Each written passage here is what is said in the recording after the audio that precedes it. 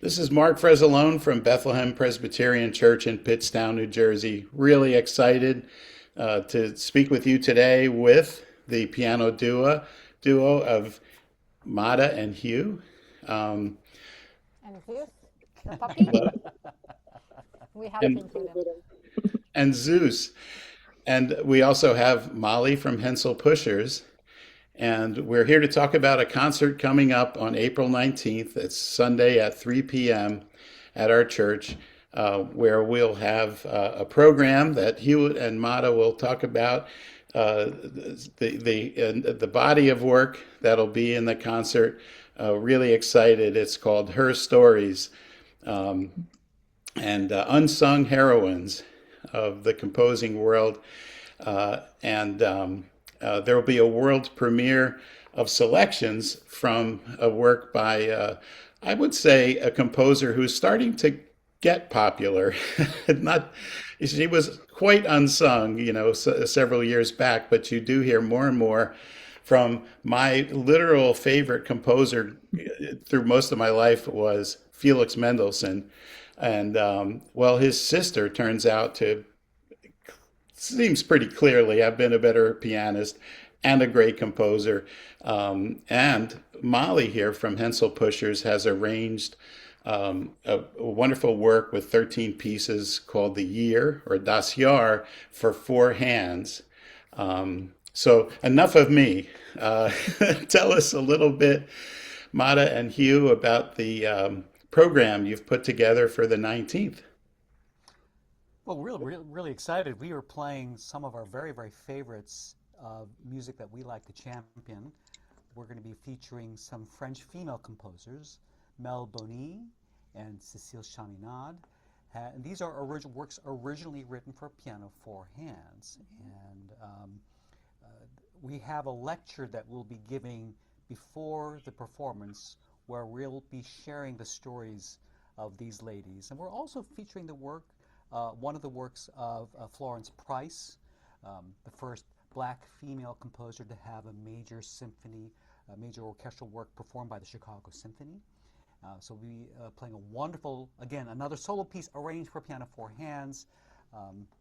We're also going to be featuring a fun set of, I don't know, what do you call these, dinner pieces, table d'hôte, by the radio era duo of Vee Lawnhurst and Muriel Pollack. They were known as the Ladybugs during the golden era of radio, and these are just absolutely delightful it's literally a menu of musical works. Dinner, aperitif, hors d'oeuvres, parfait, salad, soup. And it's My just kind of incredibly charming. my kind of people. I love to talk about food, so this is perfect. So we're going to get very hungry and leading up to the great feast that we'll be diving into. We're not going to be playing the entirety of Das Jahr, but we actually thought it'd be fun to select the months that represent us and Zeus and Fanny Mendelssohn. And specifically, we'll be starting with November, which was Fanny Mendelssohn's birth month. Then going to September, my birth month. October is Zeus's birth month. And this program just seems to have been meant to be, because as we were looking at the score, we realized that Mădălina's birth month, April, is meant to be played continuously into May, which is Fanny Mendelssohn's death month. So and it's just incredible how that all worked out, I think. Just a wonderful musical variety. And the personalities, our person is almost like, hey, wait a minute, Fanny seemed to know us pretty well there. That's what you were saying. The pieces almost reflect your personalities to a Right. T. So Yeah. really looking forward to this. And Molly, let me ask you first to tell us a little bit about HenselPushers, your mission. And I mean, there are over 200 works by now, I think, on the website. You were at almost there in December. Tell us about your mission and your decision to arrange this wonderful suite of pieces for four hands. Yeah, well, thank you so much. And you've been a supporter for a while now, and I appreciate your enthusiasm and the people you've contacted to try to help make this happen, Mark. I really appreciate it. So yeah, I started HenselPushers in 2020. it was the pandemic and I had a lot more time on my hands. And I was actually in the year 2020 working on, I'm an amateur pianist, and I was working on a personal project to perform each month of Das Jahr of the original piano cycle in the corresponding month in 2020 at my monthly amateur music meetup. In an effort to get over my own, perfectionism and performance anxiety. It was just, I knew a month wasn't long enough to really learn each piece fully, but I would have to perform it in whatever state it was in. And of course, when the pandemic hit in March, I had a lot more time on my hands. I started learning a lot more about Fanny Mendelssohn-Hensel, reading her biographies, and really learning how many, she has 466 numbered works. Only a couple dozen of those were published in her lifetime. And I started wondering, like, where are all of these pieces? Why haven't I seen on IMSLP or, wherever I haven't seen these works anywhere? So I actually emailed the author of one of her biographies, R. Larry Todd, and asked, where can I get a look at these? Because his biography is fantastic. He describes a lot of her works in the biography. And he said, oh, well, they're all at the Berlin Staatsbibliothek, and most of them have been scanned. You can see them online. And that blew my mind. And I went, found them online, and indeed, 80% of them are there. It's just photographs of her composition notebooks, which it's really fascinating to read through. So I started doing that. I started typesetting them for myself and, making PDFs, just because it's really, she works so fast. It's really hard to read her handwriting at the piano. So started making PDFs, and then realized that other people would want these. So set up a site and just started putting up, maybe between 10 and 20 at a time. And I think so far, I'm not actually at 200 yet. I think I have 193 of her original works so far on the site. And then what kind of grew out of that, especially around Das Jahr, because that's really my favorite of her works. It's the one I'm most familiar with. I've also arranged it for easy piano for piano students, and working on another arrangement of it right now. So I'm very familiar with it. I love the piece so much. And yeah, I just thought it would be more accessible to have it in a four hands piano format. It's still a very challenging piece to play, as I'm sure Mada and Hugh know, but it's more approachable as a four hands piece than it is as a solo piano piece. And, Fanny loved to play music together with her sister or her brothers. So I always want to create more work for ensembles to play together. Well, thank you so much from us. I mean, we really appreciate the care and craftsmanship that, because we just assumed that you were a professional composer, doing this. So, Oh, well, thank you. yeah, no, I mean, wonderfully done, and I think wonderfully arranged too. I mean, it fits four hands so well, and we're always looking for unique, interesting things for the repertoire. So thank you. Yeah, thank you. Yep, and it's got to be interesting playing four-handed music and being a couple, and what's it like where you're collaborating to the point where I think it's been said that you kind of read each other's minds as you go through the pieces. Being married, that seems could be an uncomfortable as well as fun, but it must be a blast. What's it like being a duo like this in the home and out in public? Do you want the publicity version? Or do You want the the offstage, therapist version? yeah. People want to know. Inquiring minds want to know. We're just the most homogenous couple. We agree on everything. She makes breakfast for me. She feeds me. He makes I dinner eat her for me. food. Right. I mean, just life is a blast. And when we come to the piano, it's war. Absolute war. We are very different personalities, musically speaking.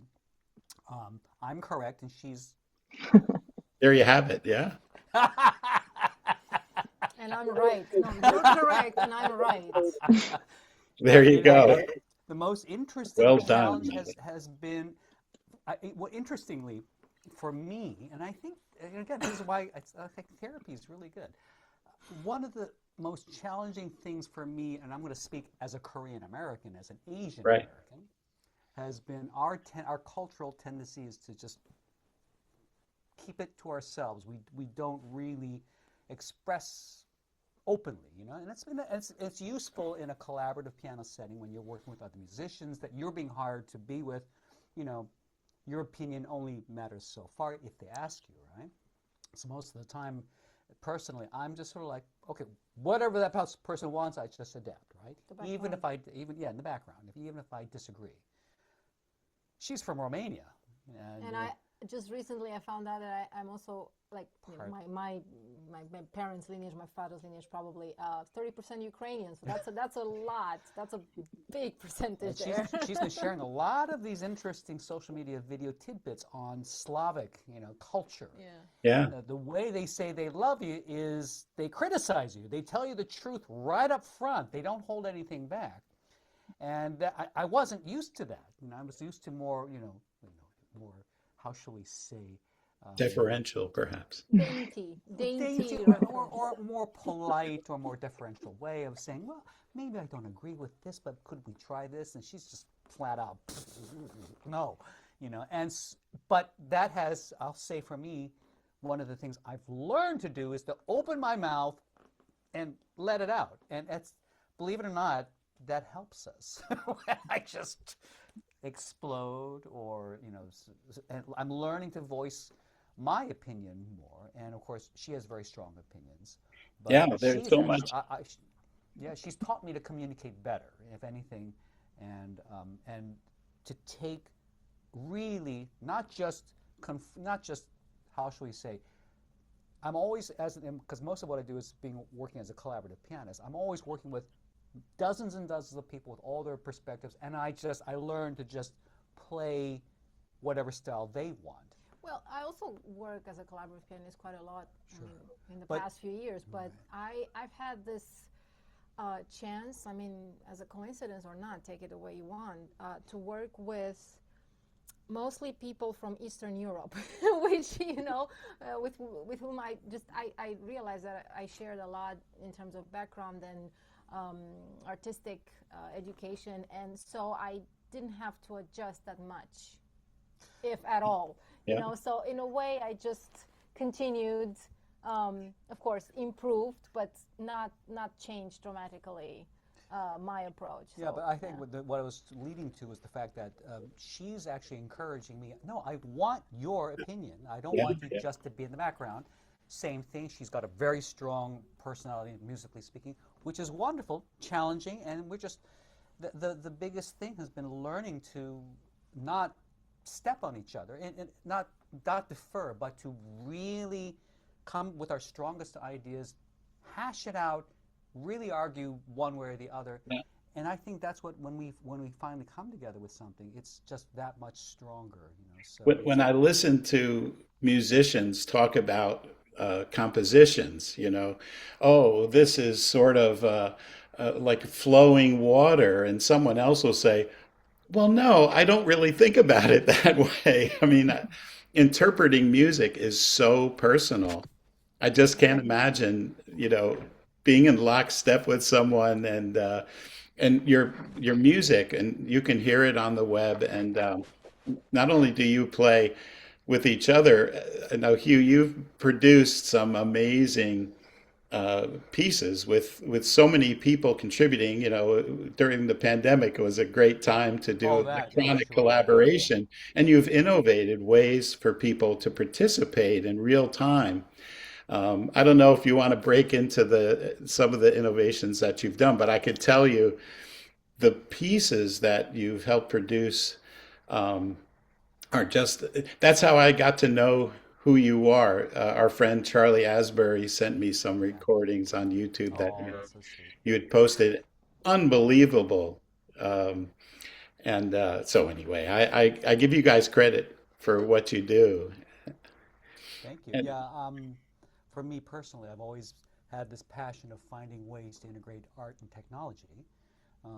Ever since my Curtis days, when I probably developed the very first database, an actual operational database. This, again, keep in mind, this is at a time where Curtis was still using typewriters and paper and all that stuff, and to have a digital system to automate concert work nobody thought of anything like that, and that was my first aha moment of, wow, technology can actually make music better.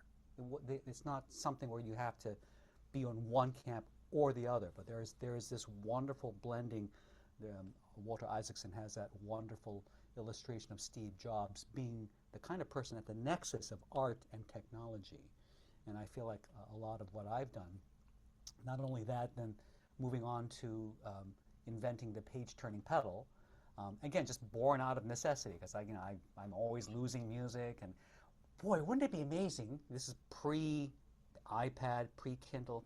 Wouldn't it be amazing if we had all our music in one device? That was nobody thought of things like that, but that led to, well, I can only see one page at a time. I need to be able to turn pages somehow. Well, I'm not going to be clicking a button with my finger. Well, I do that. Yeah, I know you do that. It's actually very effective. Okay, fine. she's in a different tech world, but so that's why I invented the air turn. You're fast, Mădălina. I'm very, because I practice it. Yep. So, the videos that you're referring to were, again, pandemic related. We at the time, we as professional musicians, we were, a lot of my colleagues were really scared. How are they? There were no concerts. There, no students. What are you going to do? And, during this time, I was actually teaching online. So, I actually produced a couple of videos to teach other teachers how to teach online. And then this is a project with the company I work with. I work with Cunningham Piano. And we were thinking, boy, wouldn't that be a great way to somehow get everybody together? And there's a kind of a fad, a little trend where you'd have musicians from all over the world or all over a certain region, play to a track, and you could combine them all, like you have a mosaic of different videos.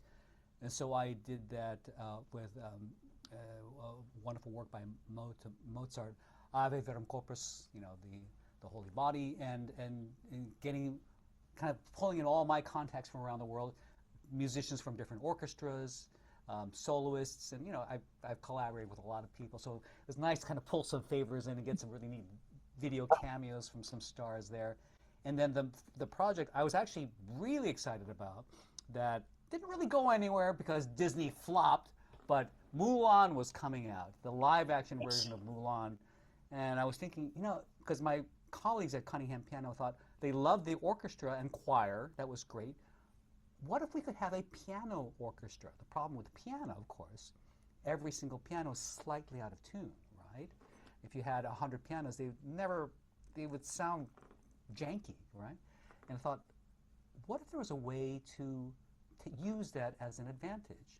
And I started thinking of Debussy, right, and his fascination with the gamelan, right, the Malaysian instrument, where you hear, and every bell is a little bit out of. They have microtones that they work with, not our Western scale, and so made an arrangement of Debussy's pagodes and merged it with the Mulan theme. And I had about 100 pianists around the world, each, about 16 different parts, ranging from single notes to more advanced to the fully advanced, and having a lot of cool technology to help everybody do that. That was another really cool project. Anyway, Mădălina is tapping my leg to say I'm talking too much. Oh, I'll tell you, I encourage anyone to look up these pieces. I happen to love Ave Verum. I always talk about an Easter service, and it's the Easter week in Amsterdam. I think it was like the English Church of Amsterdam. The Brits have their presence there. Well, they had two different choirs sing Ave Verum Corpus each, so it was sung twice during the service. And my wife grew up with popular music, so I'm trying to explain, this is the best day of my life. This is fantastic. So it's just so wonderful when Charlie sent me these recordings, and and that day, so I had discovered HenselPushers, and I'm reading the website, and it's like, and one of the reasons I looked into it is I had just heard a concert of Fanny Mendelssohn's music a little earlier in the year, and I'm like, this woman's amazing. She writes piano music. Some of it is so exciting and so fast, you could use it in an action movie. That's the way I describe it anyway. This trio from Manhattan came out all the way to 100 and where we are. I find HenselPushers, and Charlie calls me up and say, hey, do you know Hugh Sung from our church? And he does four-handed music with his wife, Mada. And I'm like, dumbfounded. You got to be kidding, because there's a new four-handed arrangement of some of Fanny Mendelssohn's music. So I just, like a 15-minute coincidence like that. This is the culmination. And I just wanted to ask you, Molly, a little bit about, you just had an actual lecture concert. Was it this weekend? Yeah, it was on Saturday, just a couple days ago. I'm still recovering. It was a lot of work, took a lot of time to put together, but it went great. I'm so happy with it. Yeah, it was about two-thirds music, one-third lecture. I did the lectures, and it kind of, the theme was from keyboard to quartet. So we looked at some of her works that started off for solo piano and then were transformed into string quartet. So two of the things on the program were her songs arranged for quartet by my friend Lewis, who's the cellist in the quartet.